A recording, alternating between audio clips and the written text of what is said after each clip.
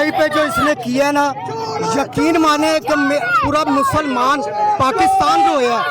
आप मुझे ये बताएं, एक इंसान को आप घर के लिए सरबराह बनाते हैं, अगर वो बाप अपने बच्चों की हिफाजत नहीं करता, अपने बच्चों को मुखलस होकर नहीं खिलाता, तो लानत देने से बाप पे।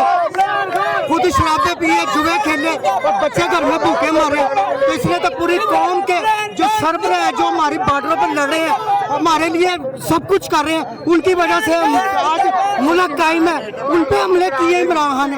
दुख होता है यार, हमें लानत है। क्या बताएं, आप इस पे रो पड़े हैं? मैं रोया हूँ।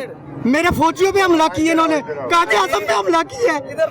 क्या इसलिए हमें पैदा किया था यार? हम इस मुल्क में पैदा हुए, इसका तो हिफाजत कर लो। अपनी सियासत के लिए तुम अपने फौज को, अपने आर्मी को तबाह कर रहे हो। बाहर के मुल्क वाले क्या कहेंगे? बताए ना, जवाब दे। वो कहेंगे ये मुसलमान है, ये आपस में अपनी फौज के खिलाफ हुए हुए। जाना देखता हूँ मैं इमरान खान की ऐसी जिंदगी पे। मुझे वर्ल्ड कप भी जो है ना, मैं जला दूं, मैं यकीन मानो। मुसलमान हो यार, कुछ ख्याल करो। हमें अल्लाह पाक ने इतना अच्छा इस्लामी मुल्क दिया है, वो बॉर्डरों पर लड़ रहे हैं, हमारी आर्मी हमारे लिए खड़ी हुई है, तो फिर उसके लिए हम बुरा सोचे यार? लानत है हमारी जिंदगियों पर। वो फौज है, ये आप खड़े हो ना, ये सब भाई खड़े हैं, ये इसकी हिफाजत सिर्फ फौज कर रही है। बॉर्डर पे खड़े हुए हैं, कौन मरता है मुझे बता, कौन मरता है? जसीर भट्टी ने अपने जहाज से, अजीज भट्टी ने अपने जहाज से दुश्मनों के जहाज तबाह कर दिए। उन्हें अपनी जान का नजराना दिया। राशिद मनाज बैठा हुआ था, तो उसके पायलट के साथ बैठा, उसने कहा नक्शा जो है ना मेरे पास है, इसको इंडिया में ले जाओ। उसने अपना जहाज जमीन। यार ऐसे बेटे कहाँ पैदा, बताओ ना।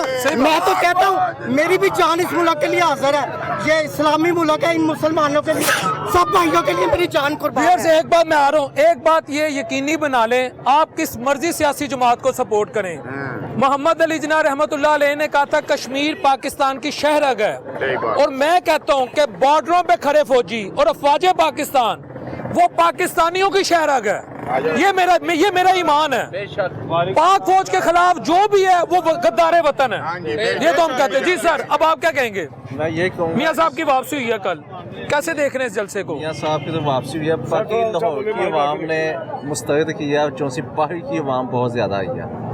मैंने खुद देखा जाके सिपाही से अवाम बहुत ज्यादा आई है। ठीक है, तो इस वक्त मुल्क, इसका मतलब मियाँ साहब पॉपुलर लीडर हैं, पूरे मुल्क के लीडर हैं, कह सकते हैं आप लोग। लाहौर की आवाम नहीं निकली, लाहौर की आवाम नहीं निकली, बाहर की आवाम आई है। लोगों को खाने बाकी आप चीज बाकी आवाम को जितना शौक आ चुका है ना, जितना शौक आ चुका है इस वक्त, जो 16 महीने PDM ने अवाम के साथ जो किया वो सबको पता है।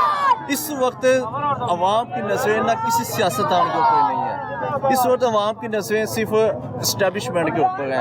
ये जो सा डॉलर नीचे आया, इसका क्रेडिट मैं समझता हूँ किसी सियासतदान को नहीं जाता, एस्टेब्लिशमेंट को जाता है।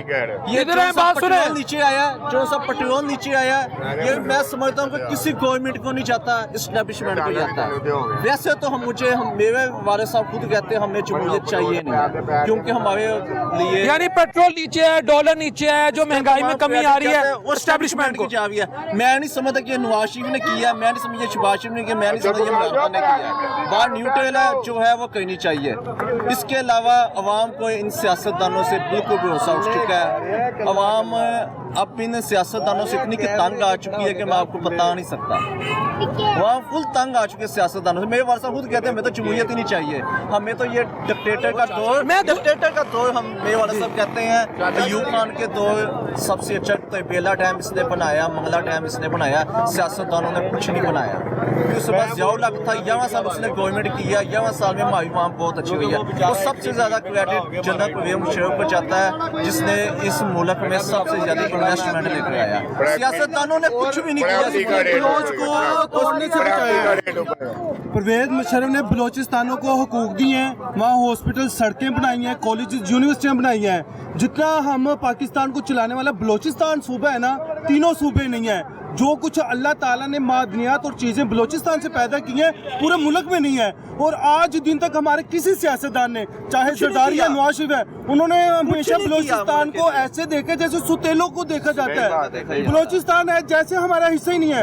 एज इट सेम हमने बंगला के साथ भी यही किया। बंगलों ने देखा कि भाई हमारे साथ यही सलूक होने वाला है, वो लैदा हो गए।